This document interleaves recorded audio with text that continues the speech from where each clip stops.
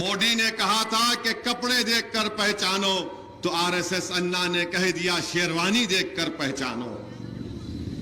मेरे अजीज दोस्तों और बुजुर्गों, मोदी ने कपड़ों की मिसाल बताकर कहा कि इनसे खतरा है, तो आरएसएस अन्ना भी शेरवानी को दिखाकर कह रहे हैं कि इनसे खतरा है, और कहते हैं कि मजलिस रजाकारों से इनका ताल्लुक है। अरे आरएसएस अन्ना, तुम सियासत में चेपिद्दी का शेरवा हो, तुम तारीख को नहीं जानते। अरे तुम तेलंगाना में दोर्रलू की सियासत कर रहे हो, रेड्डी गारू, दोर्रलू तो तुम हो। अरे मजलिस का ताल्लुक कोई रजाकारों से ना था ना कभी है, तुम हमारी तारीख को नहीं जानते। अरे अगर तुम कह रहे हो कि मजलिस का ताल्लुक उनसे है, तो इंदिरा गांधी दारुसलाम में क्यों आई थी? शिवशंकर साहब के इलेक्शन में इंदिरा गांधी क्यों आई थी? अगर तुम कपड़ों को निशाना बना रहे हो, तो मालूम हुआ कि तुम नफरत करते हो शेरवानी टोपी पहनने वालों से। तो जो लोग सर पर टोपी और चेहरे पर दाढ़ी रखते हैं, ये कांग्रेस का सदर उनसे नफरत करता है।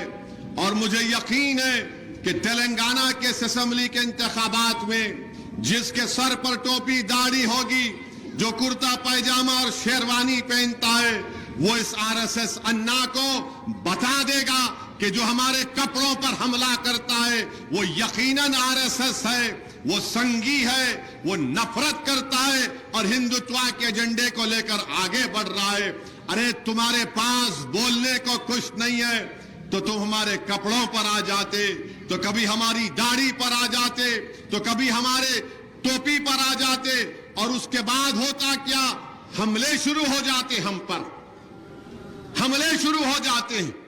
तो इसको बोलते हैं अंग्रेजी में डॉग विजिल पॉलिटिक्स, यानी कुत्ते की सीटी की सियासत इसको कहते हैं, तर्जुमा अगर करो तो।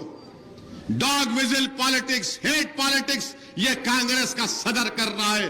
तुम्हारी नफरत दिख कर आ रही है तुम्हारे बयानात से। मुझे यकीन है कि तेलंगाना के बाशऊर और बाखबर लोग तुम्हारी इस डॉग विजिल पॉलिटिक्स का जवाब देगी। हाँ, मैं तो तुमको पहले भी कहा था कि तुम आए आरएसएस से, तुम्हारा ताल्लुक आज भी आरएसएस से है, कल भी रहेगा, और मोहन भगवत तुमको कंट्रोल कर रहा है। अरे मुझे अल्लाह कंट्रोल कर रहा है।